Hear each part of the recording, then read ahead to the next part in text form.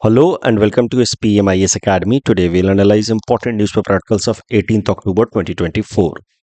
Please note you can download the PDF version of today's newspaper analysis by clicking the link given in the comment section. This is the list of the topics that we'll be covering from today's newspaper. First article is about New Lady Justice Statue. This topic is important from our syllabus GS paper 2 Indian polity point of view.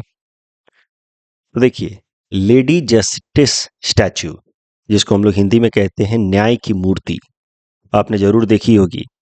अलग अलग judicial system से related जो documents होते हैं या फिल्मों में आपने जरूर देखा होगा। इस तरीके की होती है न्याय की मूर्ति। आंखों पे पट्टी बंधी होती है, एक हाथ में तलवार और एक हाथ में तराजू, बैलेंस, जिसमें दोनों साइड्स बराबर तरीके से दिखाए जाते हैं।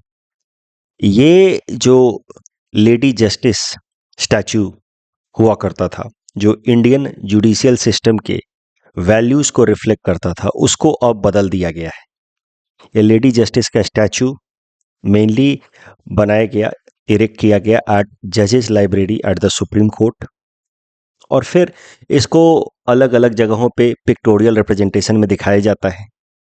इसकी छोटी छोटी मूर्तियां जजेस के सामने रखी रहती है इन डिफरेंट कोर्ट्स, चाहे वो डिस्ट्रिक्ट कोर्ट हो, हाई कोर्ट हो या सुप्रीम कोर्ट हो।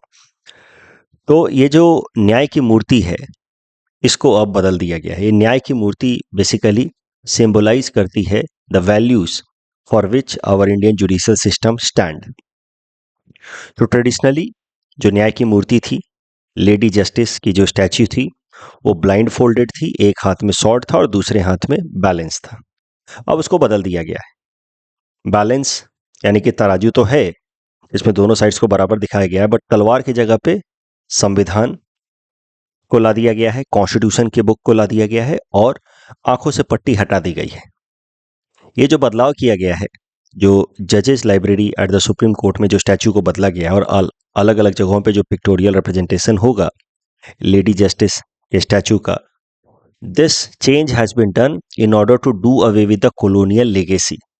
ये कॉलोनियल टाइम से ही, ब्रिटिश एरा टाइम से ही ये रिप्रेजेंटेशन चल रहा है इंडियन जुडिशियल सिस्टम का। उसको बदल करके अब इंडियन वैल्यूज को रिफ्लेक्ट करने की कोशिश की गई है with the new lady justice statue. तो ये जो चेंज है सिंबॉलिक है, इससे एक सिंबल में मैसेज देने की कोशिश की जा रही है कि हमारा भारत का जो न्याय प्रक्रिया है वो किन वैल्यूज के लिए स्टैंड करता है। तो तलवार की जगह पे संविधान, sword has been replaced with constitution. देखिए स्वॉर्ड पहले जो हुआ करता था in the hand of lady justice, वो रिप्रेजेंट करता था पनिशमेंट फॉर द कल्प्रिट, कि जो दोषी है उसको कानून सजा जरूर देगा। बट अब उसके जगह पे संविधान लाया गया है, क्योंकि कहीं ना कहीं तलवार जो है वो वॉयलेंस का प्रतीक हुआ करता है। कहीं ना कहीं कानून या कोर्ट्स का मकसद सिर्फ और सिर्फ सजा देना नहीं है, उसका मकसद वाइडर है, लार्जर है। समाज में एक इक्वालिटी, फेयरनेस को लाना है मकसद ऑफ द जुडिशियल सिस्टम या कोर्ट। तो तलवार के जगह पे संविधान ला करके एक अलग से मैसेज देने की कोशिश की जा रही है कि Indian judicial system stands for the constitutional values mentioned in the constitution and it just does not focus on giving punishment to the culprit, but at the same time focuses on ensuring fairness in the society in the line with constitutional values. तो ये है symbolic representation of sword being replaced with the constitution, but scales have been retained. ये balance maintain किया गया है ताकि ये जो तराजू है ये दिखाता है कि हमारा जुडिशियल सिस्टम भेदभाव नहीं करेगा, पार्शियल डिसीजन नहीं देगा, दोनों पक्षों की बात को सुनेगा, and then it will take a decision in a balanced manner, in a prudent manner. इसी को कहा जाता है natural justice, when both litigants are allowed to put their sides and then judiciary evaluates the arguments put by both sides and then take decisions on the basis of rational and factual grounds. तो अगर इस तरीके से फैसले लिए गए, natural justice को practice किया गया, तब जाकर के माना जाएगा कि दोनों साइड्स को बराबर तरीके से ट्रीट किया है जुडिशियरी ने। और इसी प्रिंसिपल को रिफ्लेक्ट करने के लिए हाथ में जो ये बैलेंस है या तराजू है, उसमें दोनों साइड्स को बराबर तरीके से दिखाया जाता है, to reflect the fairness and impartiality for which judiciary stands for. लेकिन आंखों से जो पट्टी हटाई गई है वो इंपॉर्टेंट है, वो सिंबॉलिक है। वो क्या रिप्रेजेंट करता है? आंखों से पट्टी हटाना ये रिप्रेजेंट करता है कि हमारा जो कानून व्यवस्था है ये ब्लाइंड फोल्डेड नहीं है। पहले जो आंखों पे पट्टी थी, इसका मतलब हुआ करता था कि हमारा जो कानून व्यवस्था है वो भेदभाव नहीं करेगा, अमीर गरीब या अलग अलग रीजन से आने वाले लोग, अलग अलग रिलीजन को बिलोंग करने वाले लोग, उनमें भेदभाव नहीं करेगा। इनफैक्ट उनके पर्सनल बैकग्राउंड को कंसीडर किए बिना ही फैसले सुनाएगा। तो इस सेंस में बोला गया कि कानून अंधा है और उसकी आंखों पे पट्टी लगाई गई, means the justice system will deliver it's verdict without considering the background of the individual या लिटिगेंट। लेकिन ये कहीं ना कहीं सिर्फ एक डायमेंशन ऑफ जस्टिस को रिफ्लेक्ट कर रहा है। It is reflecting just one dimension of justice, and that dimension is procedural justice. और प्रोसीजरल जस्टिस और सब्सटैंसिव जस्टिस के बीच का अंतर हमने 5 अगस्त के, इसी साल के 5 अगस्त के न्यूज़पेपर एनालिसिस में डिस्कस किया था। Procedural justice is normally followed in criminal cases, जहां पे किसी ने कोई क्राइम किया है, मर्डर, रेप, ये सब किया है। उस केसेस में जुडिशरी जो है बिना उस क्रिमिनल के या बिना उस एलीज्ड पार्टी के बैकग्राउंड को देखे हुए फैसले सुनाती है, न्याय प्रक्रिया को यानी कि प्रोसीजर को ध्यान में रखते हुए।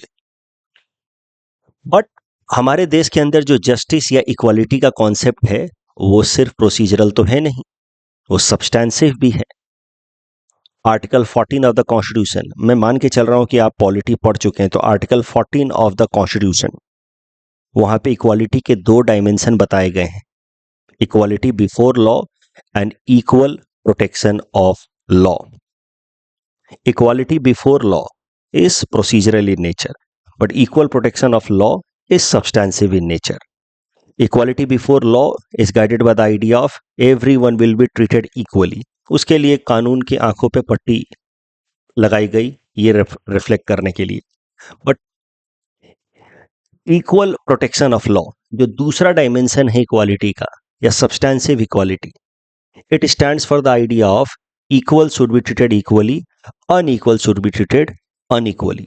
यानी कि लोगों के बैकग्राउंड को ध्यान में देखते हुए, उनके लाइफ सिचुएशंस को ध्यान में देखते हुए, केस के कॉन्टेक्स्ट को ध्यान में देखते हुए न्याय दिया जाएगा बाय द जुडिशियल सिस्टम।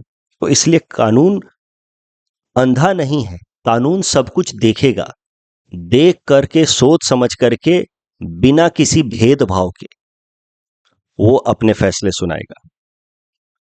बिना भेदभाव के फैसले सुनाने के लिए अंधे होने की जरूरत नहीं है, राइट? तो कहीं ना कहीं ये थोड़ा सा ज्यादा dynamic approach of Indian judicial system को रिफ्लेक्ट करने की कोशिश की गई है by removing this blindfold, कि Indian judicial system is not blindfolded, it can see the background and then it will segregate the cases.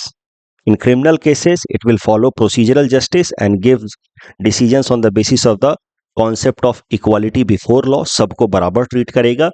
In social and economic matters, it will try to ensure the principles of substantive justice या substantive equality, where it will see the background and then it will deliver decisions. मैं बस बताने के लिए कह रहा हूं कि जुडिशरी के सामने तो दोनों तरह के केसेस आते हैं।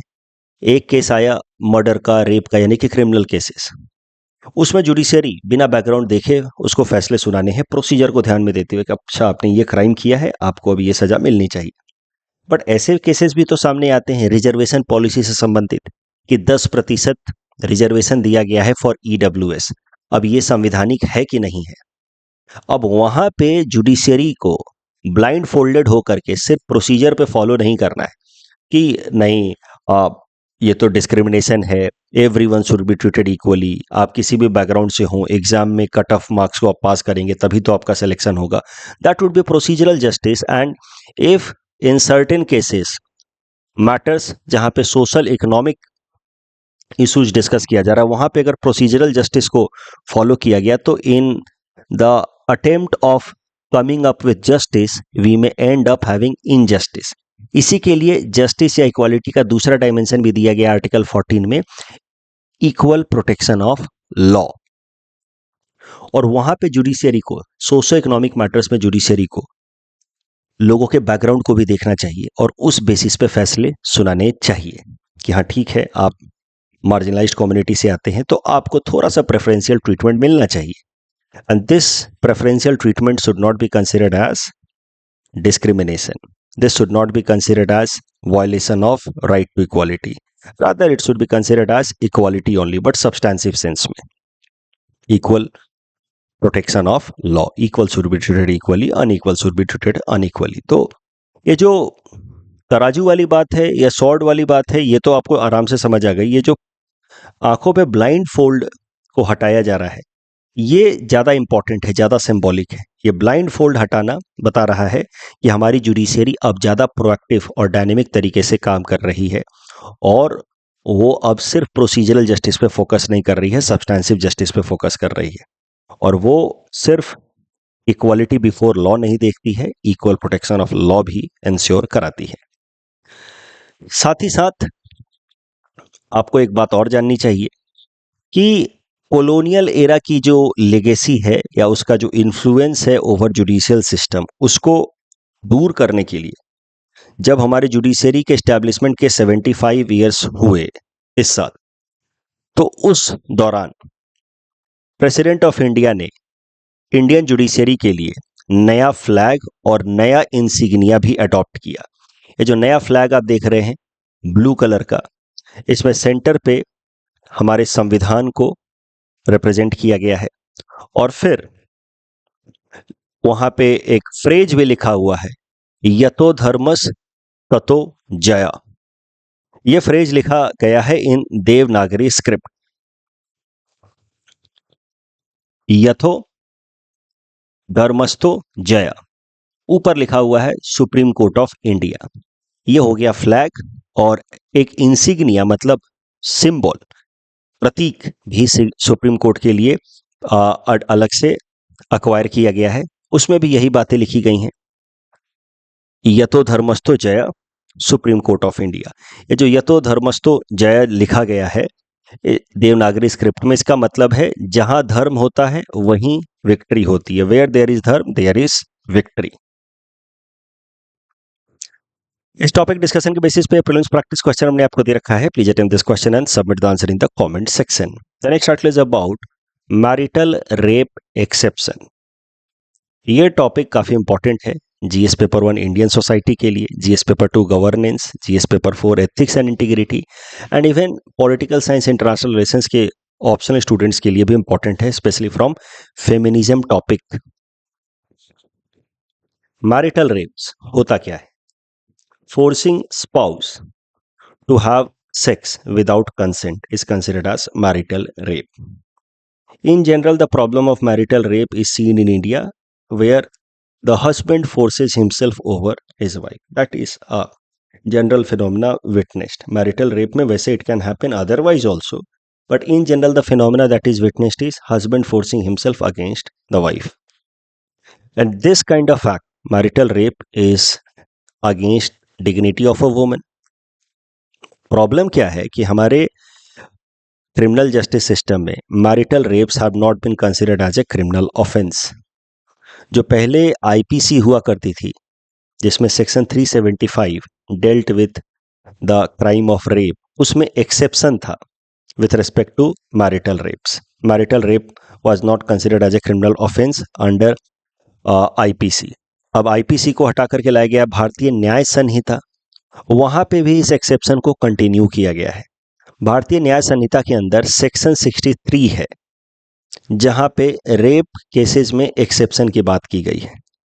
तो मेडिकल प्रोसीजर और इंटरवेंशन, जिसमें कोई मेडिकल एक्सपर्ट किसी पेशेंट को ट्रीट कर रहा है, तो वहाँ पे एक्टिविटीज जो परफॉर्म की जाएंगी for medical purposes, that will not be considered as rape. ये पहला एक्सेप्शन है इन केस ऑफ रेप। तो section 63 deals with exception in case of rape under Bharatiya Nyaya Sanhita. पहला एक्सेप्शन है मेडिकल प्रोसीजर और इंटरवेंशन से रिलेटेड, और दूसरा एक्सेप्शन है सेक्शन 63 का marital rape exceptions, sexual act between man and his wife. तो अगर शॉर्ट में कहें तो मैरिटल रेप्स आईपीसी में भी क्रिमिनल ऑफेंस नहीं थे और अब भारतीय न्याय संहिता में भी क्रिमिनल ऑफेंस नहीं है। मैरिटल रेप्स को रेप की तरह नहीं देखा जा रहा है in Indian criminal justice system, चाहे वो आईपीसी की बात हो या बीएनएस की बात हो। क्यों नहीं देखा जाता है मैरिटल रेप को एक क्रिमिनल ऑफेंस की तरह?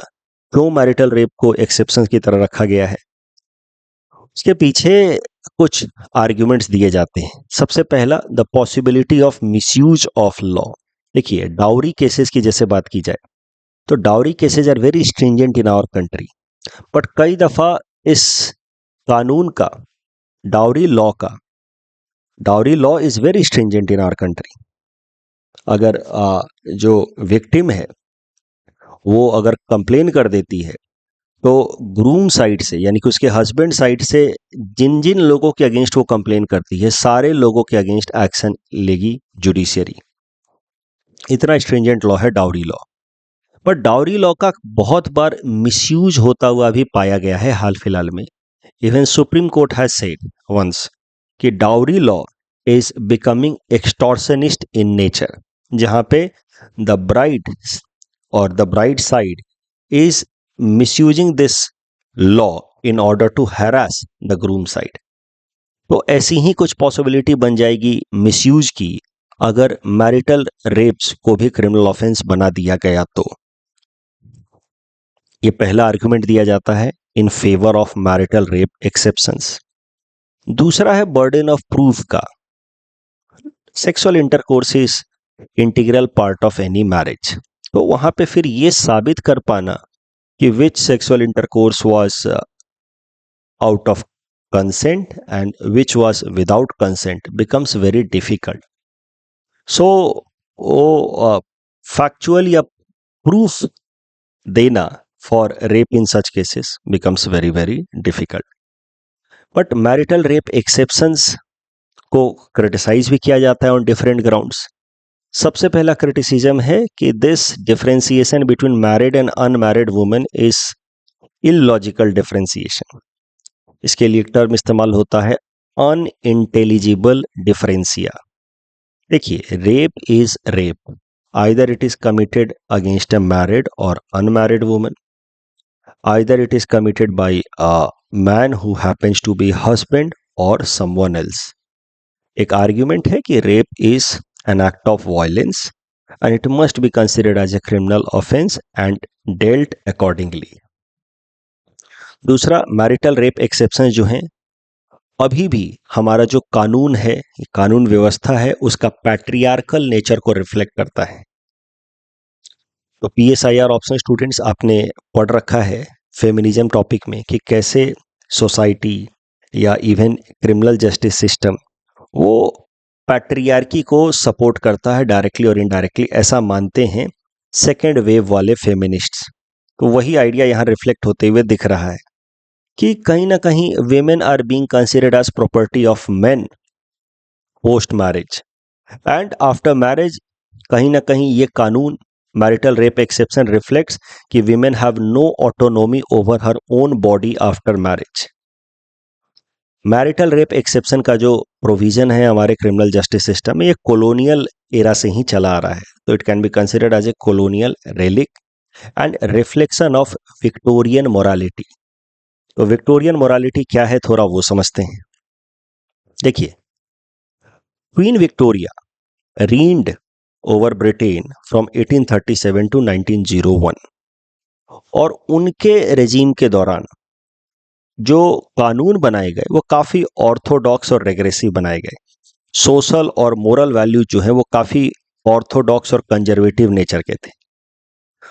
उसमें वीमेन के ऊपर बहुत सारे लिमिटेशंस लगाए गए, even in Britain.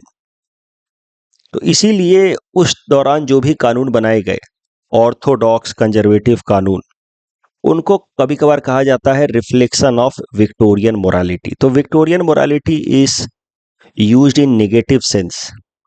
Victorian morality prevailed in Britain in the regime of Queen Victoria. It reflects regressive orthodox social system leading to ethical structure of the society which repressed rights of people, especially rights of women.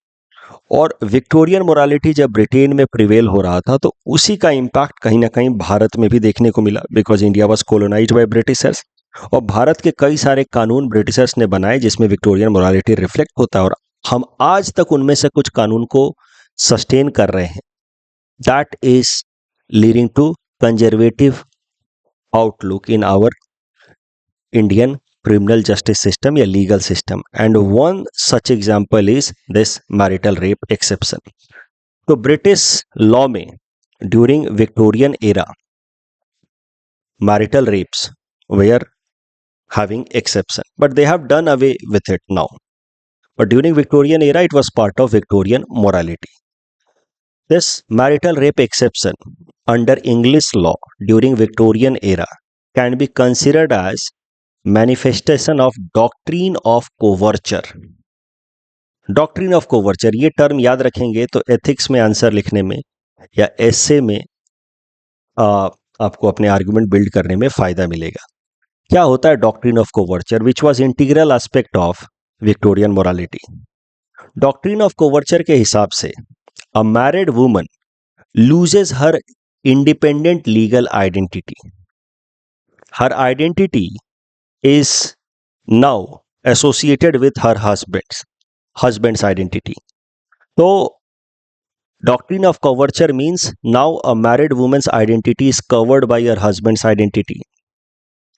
So a woman when married, her separate legal existence is merged with her husband's identity, and effectively it places her under the control and authority of her husband. तो ये है doctrine of coverture which was seen in English law during Victorian era, which ultimately became basis for marital law exceptions, marital rapes exception. Britishers have to done away with this.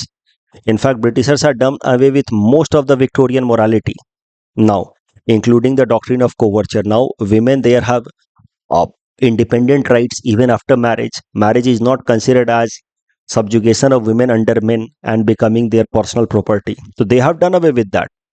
But कहीं ना कहीं थोड़ी बहुत तो values आज भी sustain हो ही रहे हैं. Women assuming the title of husband's family, that can be considered as a subtle manifestation of doctrine of coverture. That is a separate thing, but for all other practical purposes, women are now not considered as property of men in British law. So they enjoy a separate autonomy apart from her husband's identity. But Bharat के अंदर जो marital rape exception आज भी continue हो रहा है, पहले IPC में और भारतीय न्याय संहिता में, ये एग्जेम्प्लीफाई कर रहा है कि Victorian morality is still in Indian criminal justice system, Indian legal system. और विक्टोरियन मोरालिटी के अंदर जो डॉक्ट्रीन ऑफ कोवर्चर है, which is the philosophical basis for marital rape exception, is still being practised in Indian legal system. तो अब सरल भाषा में मैं कहूं तो अंग्रेज चले गए और अपनी कई सारी ऑर्थोडॉक्स चीजें छोड़ के चले गए और हम आज तक उसको कैरी कर रहे हैं, ऐसा क्रिटिक्स कहेंगे.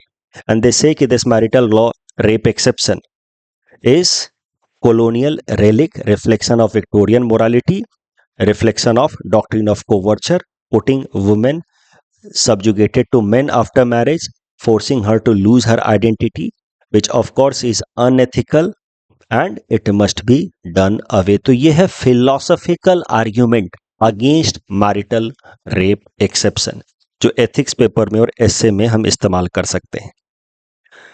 बात की जाए भारत के अंदर तो निर्भया केस के बाद जस्टिस जीएस वर्मा कमेटी बनाई गई थी टू रिकमेंड कि कैसे हम अपने क्रिमिनल जस्टिस सिस्टम को चेंज करें in order to give adequate protection to women. तो justice GS Verma committee apart from several recommendations also recommended कि marital rape exception should be done away. Bharat सरकार ने अभी तक इसको किया नहीं है। 2022 में Karnataka high court in Rishikesh Sahu versus state of Karnataka case में कहा कि man can be prosecuted for raping his wife, मतलब in marital rapes not always exemption can be provided. तो कर्नाटका हाई कोर्ट का ये जो फैसला था that relied on justice GS Verma committee recommendation, but overall आज भी भारत के अंदर मैरिटल रेप्स में एक्सेप्शन है एज पर भारतीय न्याय संहिता। अब करंट न्यूज इसी से रिलेटेड है। सुप्रीम कोर्ट की एक 3 जजेज की बेंच कॉन्स्टिट्यूट की गई है जो constitutional validity of exception 2 in section 63 of भारतीय न्याय संहिता के को इवैल्यूएट करेगी। यानी कि सरल भाषा में ये जो मैरिटल रेप एक्सेप्शन है इन भारतीय न्याय संहिता ये कितना संवैधानिक है, in line with constitutional values है कि नहीं। For example, dignity is a term mentioned in our preamble itself, right. और कहीं ना कहीं marital rapes compromises with the dignity of woman. तो सुप्रीम कोर्ट इस पर्सपेक्टिव से इवैल्यूएट करेगी कि क्या मैरिटल रेप एक्सेप्शंस हमारे संवैधानिक वैल्यूज के हिसाब से हैं कि नहीं। अगर सुप्रीम कोर्ट को लगता है कि नहीं है तो हो सकता है कि वो मैरिटल रेप एक्सेप्शन जो बीएनएस के सेक्शन 63 के एक्सेप्शन नंबर 2 में दिया है उसको अनकॉन्स्टिट्यूशनल डिक्लेयर कर दे। वो सुप्रीम कोर्ट ने अभी सुनवाई शुरू की है, आगे देखते हैं फैसला क्या आता है। इस टॉपिक डिस्कशन के बेसिस पे प्रीलिम्स प्रैक्टिस क्वेश्चन हमने आपको दिया है। Please attempt this question and submit the answer in the comment section. ऐसा मेंस में आपसे प्रश्न पूछा जा सकता है on issues of marital rapes. आप क्वेश्चन को अटेम्प्ट करें, मैंने हिंट्स दे रखा है to support you. The next topic is about direct versus indirect tax share in overall revenue. This topic is important from our syllabus GS paper 3 Indian economy point of view. देखिए, direct और indirect tax क्या होता है वो तो हम लोग classroom में भी डिस्कस करते हैं इकोनॉमिक्स की क्लासेस में। डायरेक्ट टैक्सेस जहां पे जो इंसान के जेब से टैक्स जाता है वही इंसान टैक्स जमा भी करता है सरकार को, ऐसे टैक्सेस कहा जाता है डायरेक्ट टैक्सेस। मतलब लाइबिलिटी टू पे tax and burden of the tax is on the same person. इसका एग्जांपल हो सकता है income tax, corporate tax, capital gain tax, ये सब एग्जांपल होता है डायरेक्ट टैक्स का। इनडायरेक्ट टैक्स जहां पे जेब से पैसा या टैक्स जाता है किसी और इंसान के, बट वो सीधा सीधा सरकार को टैक्स नहीं जमा करता, पहले वो टैक्स देता है किसी इंटरमीडियरी को और फिर वो इंटरमीडियरी इस इंसान के बिहाफ पे टैक्स का पैसा सरकार को जमा करती है। तो इस तरह के टैक्सेस को कहा जाता है इनडायरेक्ट टैक्स। सरल भाषा में कहें तो लाइबिलिटी टू पे tax is on one person but the burden of tax deposit is on the other person या इंस्टीट्यूशन। इस तरह का टैक्सेस कहा जाता है इनडायरेक्ट टैक्स। इसका एग्जांपल हो गया जीएसटी, कस्टम्स ड्यूटी, ईटीसी। जैसे आपने मान लीजिए एडमिशन लिया एसपीएम में तो आप अपने फीस के अलावा जीएसटी भी देते हैं और जीएसटी हम लोग लेकर के सरकार को जमा कर देते हैं। तो जीएसटी का पैसा आया आपके जेब से लेकिन जमा हमने किया सरकार को, that makes it an example of indirect tax. अब मैं मान के चल रहा हूं कि डायरेक्ट और इनडायरेक्ट के बीच का अंतर तो आपको पता ही था, बट प्रीलिम्स में कई दफा वो लोग ट्रेंड से संबंधित सवाल पूछ लेते हैं कि डायरेक्ट टैक्स कितना हुआ, इनडायरेक्ट टैक्स कितना कलेक्ट हुआ। तो साल 2023-24 में टैक्स कलेक्शन की अगर ओवरऑल बात की जाए तो 19,60,000 के आसपास ओवरऑल टैक्स कलेक्ट हुआ है डायरेक्ट और इनडायरेक्ट टैक्स के फॉर्म में। और देखिए, I am so sorry, 19,60,000 total direct tax collect हुआ है। Direct tax collection in the year 2023-24 has been 19,60,000। उसमें से मेन कंट्रीब्यूशन रहा है corporate tax and personal income tax का। देखिए, पर्सनल इनकम टैक्स लगभग 10,45,000 के आसपास, कॉर्पोरेट टैक्स लगभग 9,11,000 के आसपास। ठीक है, तो मुद्दा यह है कि यही दोनों मेनली कंट्रीब्यूट करते हैं इन डायरेक्ट टैक्स। और डायरेक्ट टैक्स के ट्रेंड को अगर देखा जाए तो कॉर्पोरेट टैक्स से थोड़ा आगे अब निकल गया है पर्सनल इनकम टैक्स। ओवरऑल अगर डायरेक्ट टैक्स और इनडायरेक्ट टैक्स के बीच में अगर बात की जाए तो direct tax contribution in overall tax revenue is now 56.72%, जबकि indirect tax का contribution has been 43.28%। यानी कि अगर आपसे कोई पूछे कि डायरेक्ट और इनडायरेक्ट टैक्स में ज्यादा पैसे की कमाई कहां से आती है, यहां पे देखिए, तो ज्यादा पैसा मिलता है भारत सरकार को डायरेक्ट टैक्स से 56.72 और 43.28% मिल रहा है इनडायरेक्ट टैक्स से। तो ये डेटा आपको ध्यान में रखना है, प्रीलिम्स में ट्रेंड से संबंधित सवाल पूछ लेते हैं। और डायरेक्ट टैक्स में भी bigger contribution is coming from the personal income tax. Personal income tax हाल फिलहाल में ग्रो कर रहा है, बढ़ रहा है, सर्ज देखा जा रहा है। उसके पीछे बड़ा कारण है सैलरीड मिडिल क्लास इंडिविजुअल्स की संख्या बढ़ना। इनकम टैक्स रिटर्न फाइल करने वाले लोगों की संख्या बढ़ करके 8 करोड़ से भी ज्यादा हो गई है। और इस कारण से हम देख रहे हैं कि डायरेक्ट टैक्स के अंदर जो पर्सनल इनकम टैक्स का शेयर है वो लगातार बढ़ रहा है, and now it has crossed even the share coming from corporate tax. Traditionally corporate tax से ज्यादा कमाई होती रही है आज compare to personal income tax, but अब कॉर्पोरेट टैक्स से ऊपर निकल गया है personal income tax in the year 23-24। अगर overall direct tax to GDP ratio की बात की जाए, यानी कि डायरेक्ट टैक्स से जितनी कमाई हुई है वो जीडीपी का कितना परसेंट है, तो दैट इज 6.64% के आसपास, which is highest in last 20 years. अच्छा, एक और टर्म होता है टैक्स बुएंसी।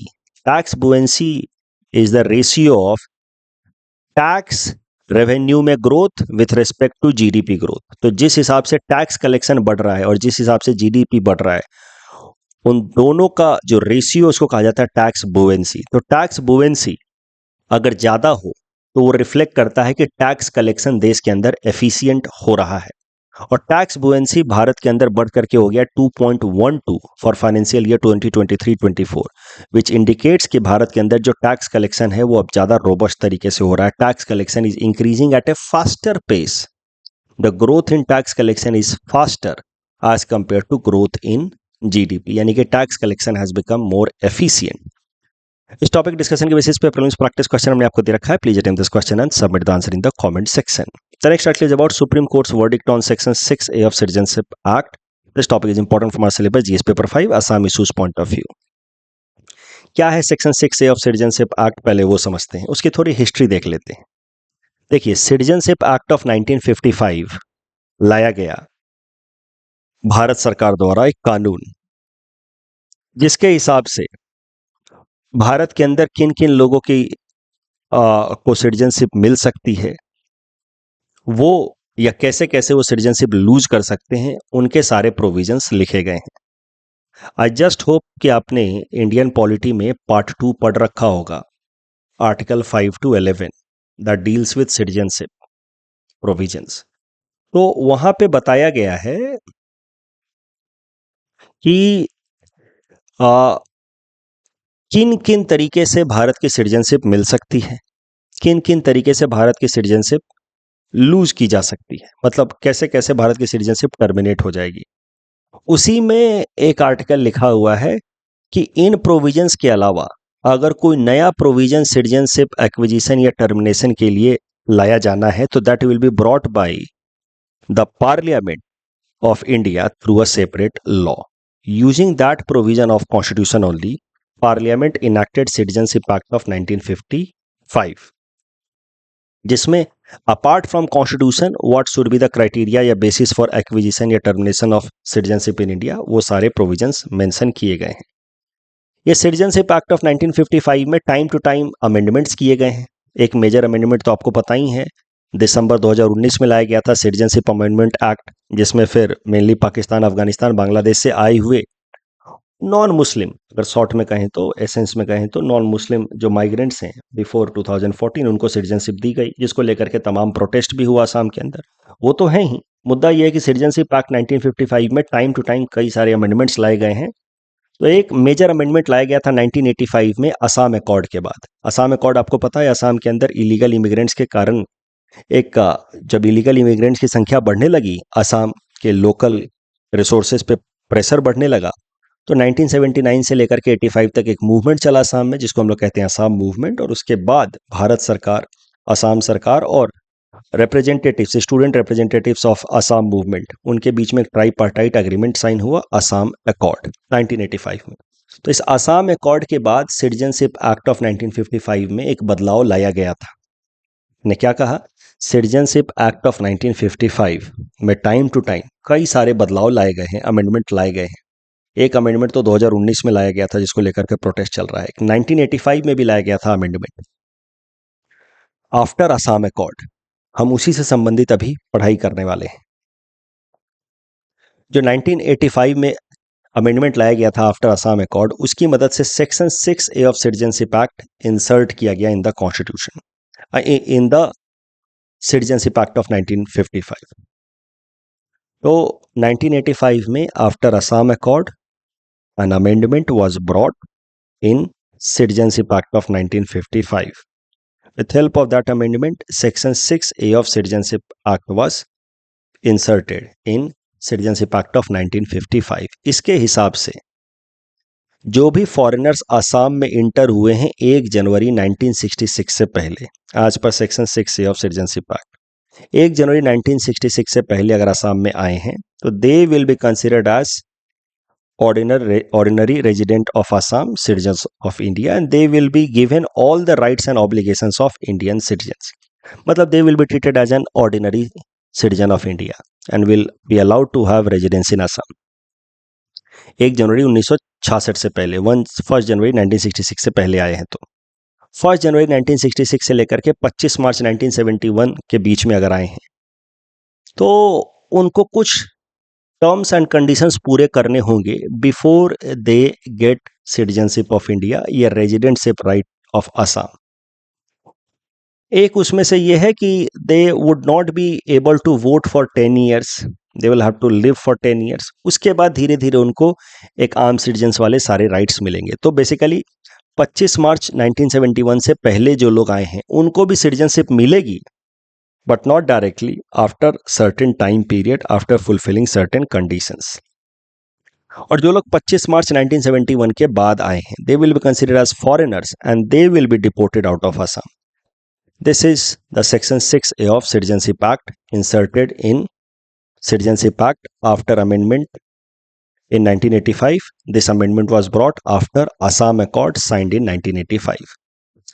हाल फिलहाल में सुप्रीम कोर्ट ने कॉन्स्टिट्यूशन बेंच कॉन्स्टिट्यूट किया था in order to evaluate the constitutional validity या constitutionality of this section 6A of citizenship act, कि ये कितना संवैधानिक है, ये कहीं राइट टू इक्वालिटी को तो वॉलेट नहीं कर रहा। इन सब क्वेश्चंस को एक्सप्लोर करने के लिए सुप्रीम कोर्ट ने कॉन्स्टिट्यूशन बेंच कॉन्स्टिट्यूट किया गया था और उसी से संबंधित यह करंट डेवलपमेंट है। सुप्रीम कोर्ट का verdict on section 6A of citizenship act आ गया है and supreme court has upheld the constitutional validity of section 6A of citizenship act amendment act, कि हाँ ठीक है, मतलब ये संविधान के किसी भी वैल्यूज को वॉलेट नहीं कर रहा है, it is in line with the constitutional values.